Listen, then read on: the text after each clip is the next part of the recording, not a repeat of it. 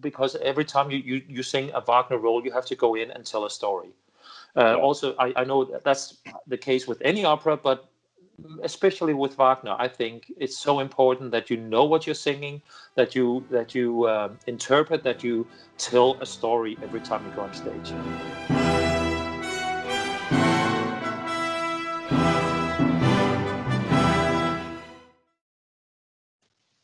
Action. Okay. Hello, this is Wolfgang Vater, and Hello. I'm looking forward to have a conversation with the Danish tenor Magnus Vigilius. Magnus, god dag and velkommen. Bravo. Little bit Danish. Sehr gute Danish. Magnus, how are you? You look fine. You are fine. Your family is too. Yes, we are healthy. We have not had any illnesses, and we are enjoying the time together. I have to say. So that's a very good thing. Something good in this situation. Yes. Magnus, as others of your colleagues, you have lost roles, role debuts, projects, as griechische Passion, Greek Passion in Staatsoper Hannover, like Parsifal in Budapest, and I guess the most saddest thing of all, you missed your debut at the Bayreuth Festival, where you have been in the cast for Rheingold as Froh. That's disappointing, isn't it? Yes, that's said lightly, of course. I had been really looking forward to have my Bayreuther debut finally, of course, and that together with so many exciting things, like also now I just recently this last week heard that from Prague that they will not be doing the Meistersinger there, and I was really looking forward to sing Walter von Stolzing, and I mean it's it's devastating, and I have I mean just when we had to finish Greek Passion in Hanover 1 week before the premiere, we had 3 more rehearsals, 3 more run-throughs, and then there would be a premiere, and they sent us home, and it's not so often actually that I cry, I have to say, but I did. I cried, and even my son saw it, which was not such a good timing, but sometimes you can't time this, and so it now I don't really think that I can be so surprised anymore about what's gonna happen. I expect the worst from now on, and then of course I still hope for some good. Because we don't know if those performances will be cancelled for good, or maybe some will be saved. We don't know. We no. And I think that's probably one of the most difficult things right now for me and all my colleagues, many of my freelance colleagues especially, I think, is this uncertainty. If we just knew that there will be no other opera productions the rest of 2020, then we could, assimilate somehow and plan other things, try to get some concerts, maybe try to get another job temporarily, but it's the uncertainty that kind of eats you up, and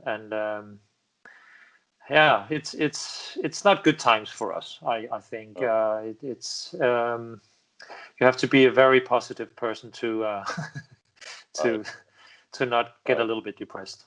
Right. Last night we got the information that the Met will start at the end of December. Yes.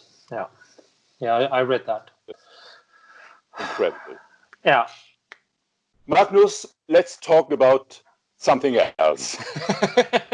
please. How do you become an opera singer? That's something I'm always interested in. Yes.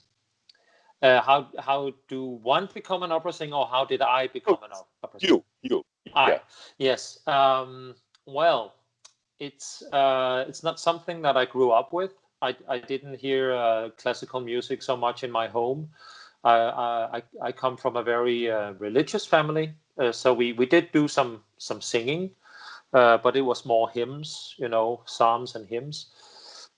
So I did get some music from childhood, but I was never introduced to opera until I got to high school. And one of my friends in high school was a big, huge opera fan since he was, I think, 11 years old, and he went to Verona, Verona for these big opera festival, and he was a big opera fan from childhood, and he introduced me to opera. So that's the first time I actually appreciated opera. Until then, for me, it was just screaming, and I didn't really understand it. But he helped me understand what it was really all about, about the emotions, about dwelling in the emotions rather than trying to follow a story so much. and then, of course, appreciating the beautiful music. And so I guess I got the interest there. But for me to become an opera singer, I had never imagined that would happen, really. And then so I started studying religion and musical theory at the university. But when I was studying there, I did start taking some singing lessons, and my singing teacher said, you should go and try to get into the academy. And so I did, and I was lucky. I got in. Actually, somebody had to jump. How do you say it? Absagen. Somebody had to absage their position this year, so I got that. So that was very lucky. And then I struggled a lot with trying to learn how to sing, actually, and my interest for theater was big. So I started out as a musical theater singer instead, and did a lot of that. And then I met a really good teacher who helped my tenor voice to come out, and because my love was really for the opera more than anything else. So he helped me. Yeah. Sorry, may I ask who was your teacher? Where did you study? Yeah, back in 2001, I met him, and it was his name is Douglas Yates. He's an American baritone, and he still lives in Fürth, in just outside of Nuremberg. Yeah. So I went down to with a couple of my friends who also were singers. We went down and one summer and had a whole summer of concentrated singing lessons with him, and that was a revelation for me. It felt like he liberated my voice, basically. And then so I started getting jobs as an opera singer then. After that. You made a fine career so far. I see on my notes you have sung at Teatro San Carlo, Napoli, at the Royal Opera House in Stockholm, in Malmö, the Opera Dijon, to name at least a few. And you won the second prize at the Lawrence Melchior competition. Yes. Lauritz Melchior. So we are talking about the most famous Heldentenor, the Danish Heldentenor Lauritz Melchior. The Great Dane. Yeah. The Great Dane, exactly. Interesting is there are and have been other Danish Heldentenors. As nobody knows the name anymore, I guess. I heard him. Tycho Parli. Do you ever heard the name Tycho Parli? I haven't, actually. Yeah, you see. He sang Siegfried in Bayreuth. He made a fine career too. Really? Okay. Yeah. In 68. And Helge Roswenge. Yes, Helge I know Roswenger, him. the Yeah. famous Mhm. Helge Roswenger, and the last name I remember is Stig Andersson, um, Yes. Yeah. Danish too, right? We also had a well, he's still alive, of course, but we had a Danish tenor in the Bayreuth like 20 years in a row recently. Paul Elming. Paul He started Elming, out. yes, of Yes, course, he yes, started of out course. with Sigmund. I think he actually debuted Yeah, with yeah, or yeah, something yeah, like that. yeah, Yeah, yeah. back in Yeah, don't you the forget 90s. Paul. Yeah. Yeah, right, Paul Elming, of course. Um, do you have? I talked about Lauritz Melchior. Yes. Would you say it's a role model, ein Vorbild, as we say in German? Yes. I mean, absolutely. He's also I quite like the thing about Lauritz Melchior is that he also took the opportunity he got to go to Hollywood and become like almost a movie star. I find that fascinating, you know, that was possible, because I've seen some of the movies that he was in, and it wasn't. I mean, maybe it wasn't the best movies, but he actually got to sing like Winterstürme in one of the movies, and back then they actually had room for the whole, you know, 3 minutes of Winterstürme in a big Hollywood movie. I thought that was amazing. Yeah. So he's definitely a role model as to the way he sings the roles. His voice is another kind of tenor voice than mine, and his technique is a little difficult for me to grasp. So in that way, he's not one that I listen a lot to when I have to learn a new role. It's more that I just think he's incredible. You know, when you there's one clip on YouTube where you put his Götterdämmerung High C up against a lot of other amazing tenors, and it's really amazing tenors, and it's just his high C there, and the way he approaches it is just, you know, by far the best. And it's not that it's that much longer than the others, or it's pretty long, but it's not. It's just the easiness for him to do it, and then with this full baritonal voice, it's incredible, and it's you know, but sometimes it's like for me, Corelli. You know, he's always been a big Vorbild or idol for me, you know. But I could never sing like him, so I don't listen to him when I try to learn a new role, because if I started trying to copy him, it would be a disaster. And it's just a voice that you know, it's amazing, but you can't really try to become that. Of course, everybody has to sing with his own voice. You can't. If you try to imitate someone else, you are lost. You are lost. Exactly. Yeah. Forget it. But just for a moment, returning to Lauritz Melchior, it's amazing, especially when you consider he was a baritone. He started singing as a baritone, but you have been a tenor from the beginning, haven't you? Yes, actually, when I met this singing teacher back in the day, like I told you about in the university, we started singing baritone, because that's where my voice was, and I got into the academy as a baritone, as a lyric baritone. But then my teacher at the Royal Academy, she heard this tenor sound, and she wanted to pursue that. So after that, I continued as a tenor. I think, you know, you can always think back and say, oh, I should have done this, I should have done that. But I think it would have been a little beneficial for me actually to have stayed a baritone for a little longer, because I struggled a lot in school trying to you know, trying to sing these high notes instead of just, you know, sing.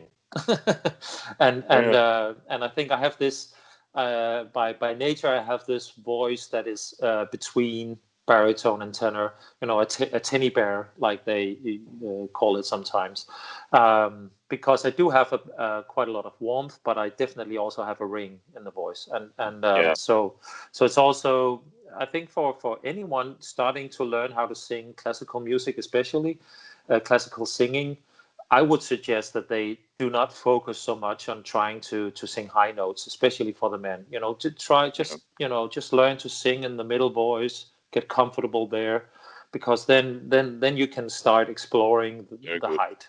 Yeah. Very, very, very good. Yeah. What is, Magnus? Silly question. How would you define Heldentenor? What kind of thing is that, a Heldentenor? Yes, I mean it's a funny category, isn't it? I mean, because all the tenors are Helden. It's almost any Right. Italian, French composer. It's always the tenor who's the Held, and the soprano who's the Heldin. Almost always, it's like 90% of the time. Right. But I guess I haven't studied it, but I guess the term comes from the Wagner repertoire, where you have the tenor Held, like Siegmund, Siegfried, Lohengrin, und so weiter. So all these heroes. But the Voicefach, also the Stimmfach, I guess is also can be quite a lot of different sounds. If you listen to the Helden tenors of today, it's completely different sounds you get from a Jonas Kaufmann or Klaus Florian Vogt, or Piotr Beczala. So I mean, it's a broad Fach eigentlich, and I guess the Helden tenor just has to be able to sing this music and to honor the music of Wagner or Strauss or Janáček or whoever it is, and be heard through the orchestra, and to be able to be heard through the orchestra could be from a natural, big, strong Helden voice, but there are actually quite few of those. There are quite few of these naturally really, really loud tenor voices. Yeah. Whereas for my own case, for instance, it's like 80% technique. It's learning how to project the voice, to let it beam over the orchestra. Also, because if you have a naturally really, really big voice, the danger is that you don't get technically intelligent enough to last through all these long operas.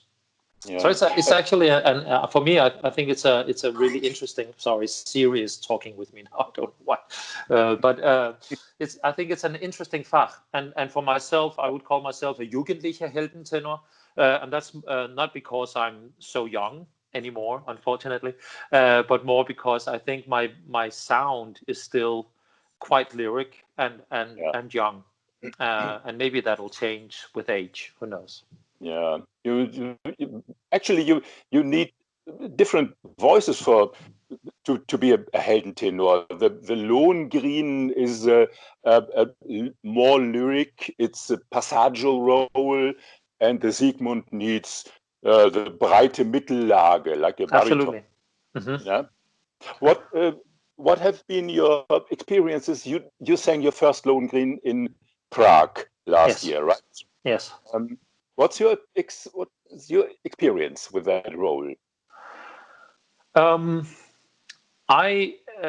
funny thing is that Lohengrin is the first Wagner role that kind of got me into this repertoire. I mean, back maybe even 15 years ago, Gralserzählung in fernem Land was the first aria that I learned, the first excerpt from Wagner that I learned, also because a lot of people told me that if I were to one day sing Wagner, Lohengrin would be my role, okay.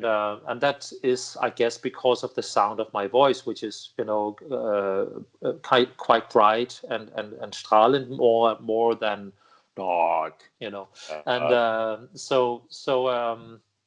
but I've been struggling a lot with that. I think Gralserzählung, even though it vocally and technically feels really good, it feels right for me to sing Lohengrin as a role. I think it's a very difficult role, actually, grasp, because it's for me, there's a danger that it becomes two-dimensional. It's because it's not just dramatically. It's also because every time you sing a Wagner role, you have to go in and tell a story. Also, I know that's the case with any opera, but especially with Wagner, I think it's so important that you know what you're singing, that you interpret, that you tell a story every time you go on stage.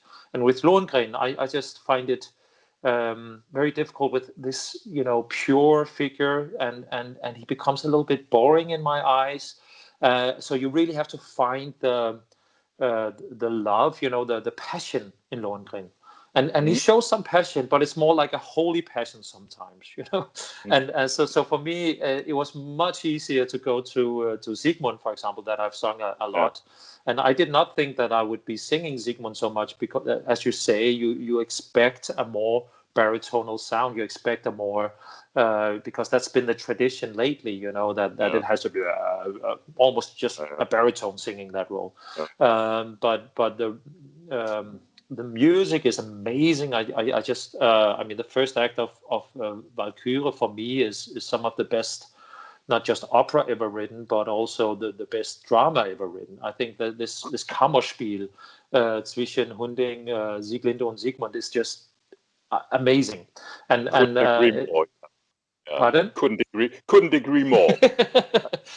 So for me, because I'm also very, like I said earlier, I'm a theater person. It's important for me to believe the story. It's also important for me to tell the audience a story, and to move them, not only with my singing and with the music, but also move them with the story, the drama. And so now I suddenly talked about Siegmund. We were talking about Lohengrin, but it was just comparing those two that it has been more tricky for me with Lohengrin, and I can't wait to get to sing Lohengrin again, because I want to explore it more. When I find difficulties in a role or in life, I want to dig into it and get more out of it. That's the right way. Speaking of Prague, that brings me to Czech, and you have been very successful and re-invited to Brno. Yes. You have done Boris in Katagabanova and Steva in Jenufa, and you sing those roles, of course, in Czech language. Yes. How is that, singing in that not easy language? It's not an easy language. I think it's actually easier to pronounce Czech than to actually learn how to speak Czech, because there are incredibly many rules and many variations of every word, as of whether it's wie heißt das auf Englisch, weiß ich nicht, und eben nicht auf Deutsch, aber it's a very complicated language, but to pronounce it, you just have to follow a lot of rules, but as soon as you've learned these rules, there are no variations. So actually, when you get the rules, I can sit with a lot of Czech text myself and practice, and I'm not that far from how it should be pronounced. So it takes the first role, like it was Steva for me, the first role in Czech, and once you've tried one role, it seems that the next one is not quite as difficult. So I'm looking forward to. I might be singing Látsasung, so that will be fun also to sing the opposite of Steva in Jenufa. Yeah, I always think it's lots of Konsonanten in Czech. When I hear Unglaublich, Song to the Moon, it's just Konsonanten, but it sounds wonderful. It's good to sing, isn't it? It is. I mean, once you learn the music of the language, and Janacek is amazing like that, because he wrote the way it is being said. So if you learn, I think Janacek is the best guide into the Czech music and the Czech language, for me at least. Right. And because he wrote so intelligently and so naturally for the voices. And once you get into that, you can make some beautiful, almost Italian-like lines with the language. Yeah. Magnus, most singers, including myself, I'm over with that, but I hated auditions. And I know so much colleagues, they say, I hate auditions. Tell me something about auditioning. Are you comfortable with that? How is it for you? It's strange for me because in the beginning I almost preferred auditions. I really loved this going in, and yes, it's so strange. Okay. But in the beginning of my career, I just loved going in and presenting myself. It felt for me like not such a big pressure as when I was going on stage, and I felt there were more expectations going on stage. Now, for me, it's total opposite, and I don't know why I don't know why I felt like that back then, but it did take a lot of pressure off my auditions back then, because I just thought, well, take it or leave it, you know. And I guess that's also the kind of the attitude that you have to have with auditions, you know. But today I analyze too much. I try not to, but sometimes I go into analyze mode and I try to read their faces, you know. Do they like it? Or, oh, maybe this is Germany, or this is some theater in Germany, I should be singing like this, or doing this with my German language, or, you know. So standing there, I suddenly disappear into analyzing the situation, which is really bad. So no, I'm not a big fan of auditions, and that would be actually my strongest one, my biggest achievement, if I ever were to become so established that I would never have to audition anymore. That would be my goal. Not not the money or fame. I don't care. It's not have to audition anymore. I can imagine when you reach that point. Yes, you are on the top. That's success. Everything. That's Magnus. Challenging times, difficult times we live in. Theaters are closed, concert halls are closed. We cannot be on stage, we cannot sing, we cannot make music. We miss the music. Yes. And the audience also does. Yeah. But if we hadn't any music, no opera, no art, what would be missing? Can you explain this in a few words? That was a big question. No, but it's a very good question, and I guess it's also a very important question right now, because a lot of people, politicians especially, seem to think that we don't need it, and that's a tragedy.